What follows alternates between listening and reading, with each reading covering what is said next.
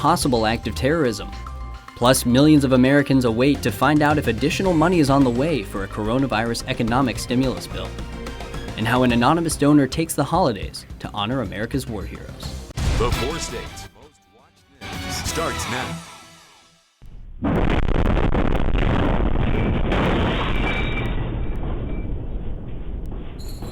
America's Music City is rocked Christmas morning by an explosion in downtown Nashville, Tennessee. Fire and smoke filled the December sky as buildings and cars burned from the blast. Now police piece together what they believe is holiday terrorism. Thank you for joining us on the KOAM News at Noon.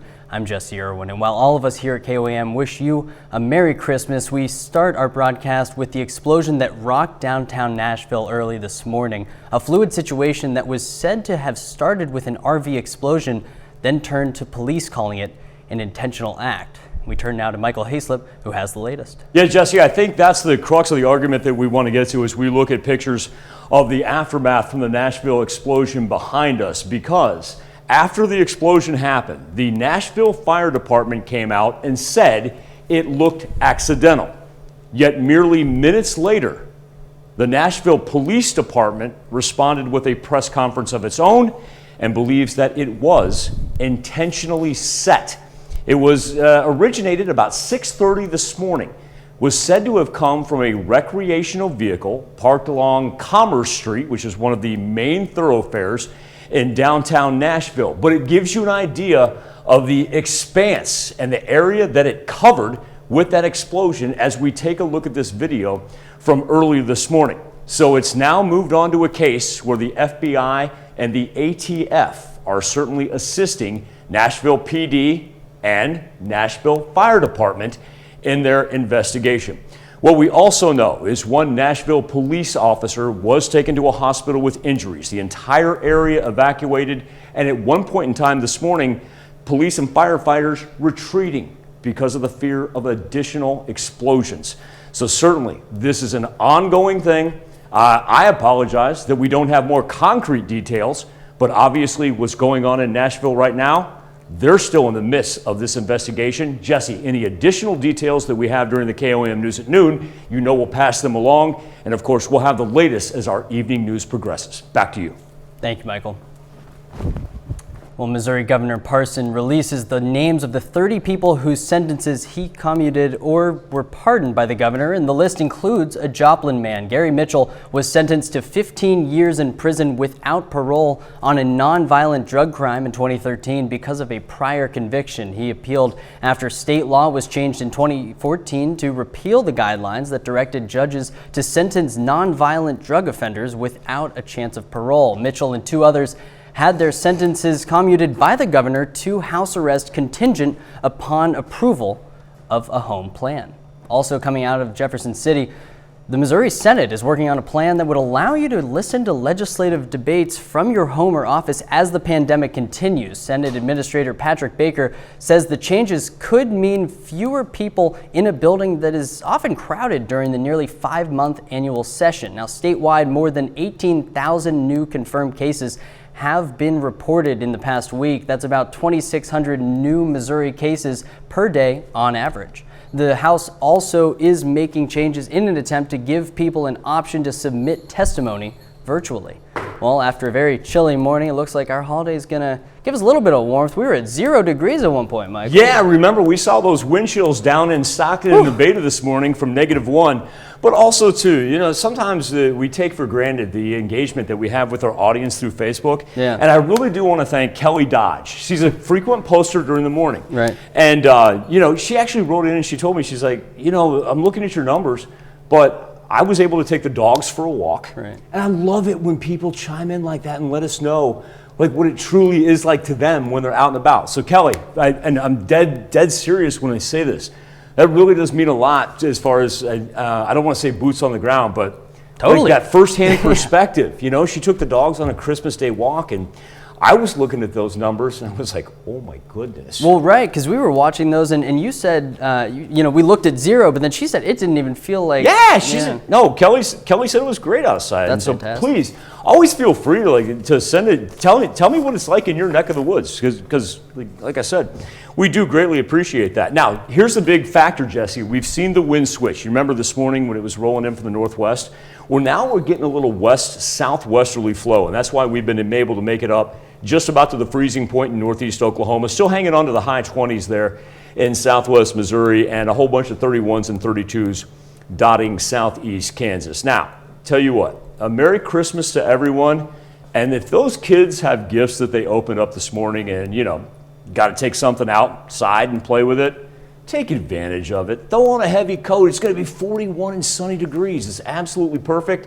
Or, if you got family plans and you're going to lay low today, look at that Saturday. We'll break down our weekend here and see just what we've got coming as we wrap up 2020 when I see you in a bit.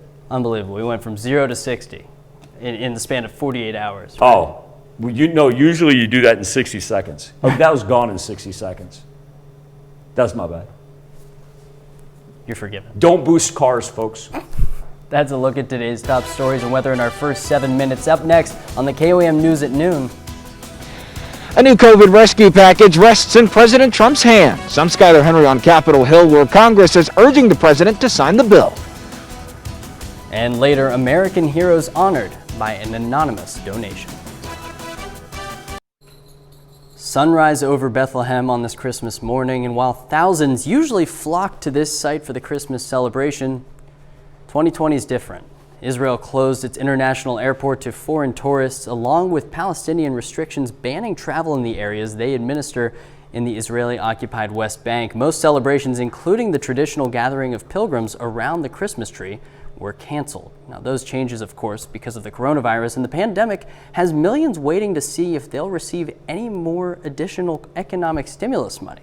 The COVID relief bill was flown to Florida, where President Trump is spending Christmas so that he can sign it, but it's very much unclear if he will. Earlier this week, the president suggested he may veto the bipartisan legislation. Skylar Henry has the latest from D.C. Federal emergency unemployment benefits are set to run out tomorrow if President Trump does not sign the COVID relief bill Congress passed earlier this week. We are delivering millions of doses of a safe and effective vaccine. In a video message tweeted on Christmas Eve, the president did not hint at his next move. Instead, he addressed the distribution of coronavirus vaccines. It is truly a Christmas miracle.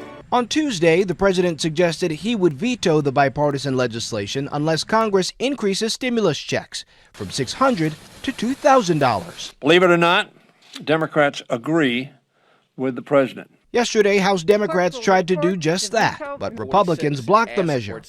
The relief package is tied to a $1.4 trillion government funding bill. If the president doesn't sign it, it could spark a federal shutdown on midnight Monday, which is why lawmakers, including Republicans, are urging the president to reconsider. I hope the president looks at this again and reaches that conclusion that the best thing to do is to sign the bill. The looming crisis comes as the president continues to rail against Republicans he thinks aren't helping him overturn the election result. In a tweet Thursday, the president wrote that he saved at least 8 Republican senators, including Mitch McConnell, in their election bids, adding he will never forget. Skylar Henry, CBS News, Capitol Hill. The COVID relief package passed both parts of Congress with enough votes to override a veto if that's the step the president decides to take. The House returns on Monday to vote for their options. Still to come on the KOAM News at noon, Mr. Food. Merry Christmas. I hope you stick around because it's pretty quiet around here today and I could use some company. But first, Michael Hayslip returns with your complete Christmas forecast. Hope everyone is having a delightful 4-state Christmas, because while we've been on the chilly side, like I've been saying, at least the kids are going to have a wonderful afternoon to get outside, maybe burn some energy, play with some toys, and we don't have any travel concerns as we head into the weekend. Just thought of out of curiosity here, I'd throw the weather almanac for our Christmas day. Look at that. Just 4 years ago, we got up to 72 degrees. I do remember that. day. There's a lot of activity outside on that day. And then 1983. I was not here for that one, but negative 11 degrees. Now, as far as who got a white Christmas, mainly up into the Great Lakes through the Ohio River Valley, a little bit penetrated there through portions of West Virginia, Kentucky, and Tennessee. You still have your residual snow that hung out here.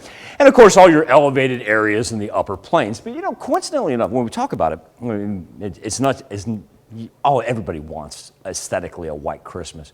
You know, really, it's only about 25 to 30% of the United States historically, if you go back to 1980, that actually has a chance to see a white Christmas. Now, the Skywatch Storm Tracker, clear as can be, as we take a beautiful look from our Freeman Health System sky camera. Number one, thank you to all you essential employees that are any of our healthcare facilities out there working. And for all of you that may be cooped up in a hospital right now, a very Merry Christmas, and want you to know that we're certainly thinking about you and wishing you a speedy recovery and get you home ASAP.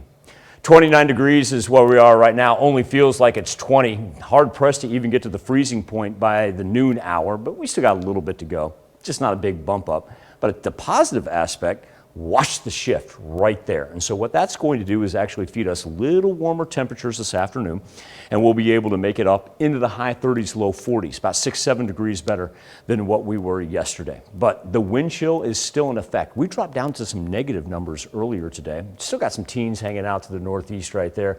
Everybody else pretty much low to mid 20s. So certainly one of those, if the kids do want to go play outside, I know they're going to have multiple layers on. But the sunshine continues to glow, and then overnight, all hail the glow cloud, by the way. And then overnight, beautiful clear skies as we get ready to kind of wrap up 2020 after today. And what we're going to have with that, well, guess what? That cold Canadian air mass we have hanging over us right now is going to change here before we get to 2021, because we're going to have some precipitation begin to work its way in. And so, Jesse, I think Sunday into Monday, we'll mainly keep that as rain. But as we push Monday into Tuesday, and then Tuesday into Wednesday, when that cold front hits, that's where we're going to squeeze out some snow showers and all of that. Not looking at anything drastic. I don't think our travel conditions are going to change that much. But yeah, probably start off 2021 with some snow on the ground. Yeah, not a whole lot, but not going to be surprised if we don't trade a white Christmas for perhaps a white New Year's. And we learned this morning what the definition of a white Christmas is. Michael. An inch on the ground, whether it be existing snow, it doesn't have to be snowing on Christmas to meteorologically consider it a white Christmas. Very good. 10 points for Gryffindor. We appreciate that. Thank you, Michael. Well, we take this time to honor today's four-state hero on this Christmas Day. Staff Sergeant Marion Chenoweth served in the United States Air Force. The Parsons, Kansas native received the Good Conduct Medal as well as the Marksman Medal. We are proud to salute Staff Sergeant Marion Chenoweth, today's four-state hero. Of course, cooking is part of any holiday tradition, but there's gotta be a time to relax and enjoy family and friends away from the kitchen as well. So maybe for some leftovers, which could be in store, whether it be this evening or maybe later this week, Howard has the perfect Christmas present for us when it comes to that as we run over to the Mr. Food Test Kitchen. Before we get started today, I'd like to wish you and your family a Merry Christmas. I want to thank you for allowing us into your home every day so we can share some time together. I also want to thank the entire Mr. Food Test Kitchen team for all that they do day in and day out. Without them, what you see here and on our website wouldn't be possible. Now, for those of you who are serving up a big bone-in ham this year and want to know what to do with the bone once all the meat's carved off of it, let me show you. What we like to do is place it in a pot with enough water to cover it and let it simmer for an hour or so. While it's finishing up, we saute some chopped onion, diced carrot and potatoes, and some minced garlic. Then we take the bone out and add the veggies to the ham stock, along with some white kidney beans, a bit of corn, some leftover diced ham, and a few spices. Now we'll let this simmer so all the flavors come together. Grab yourself a spoon and some crusty bread and get ready to dig into a hot and hearty soup that you would never think started with a leftover bone. So after all the presents are open and everyone's bellies are full, head over to our website and look for what we call leftover ham bone soup. I'm Howard in the Mr. Food Test Kitchen. Wishing you and yours a Christmas full of, ooh, it's so good. You can find this recipe along with a lot more good food from the Mr. Food Test Kitchen online. Just go to our website at KOAMnewsnow.com. All right, well, we'll be right back to wrap up this edition of the KOAM News at Noon after this.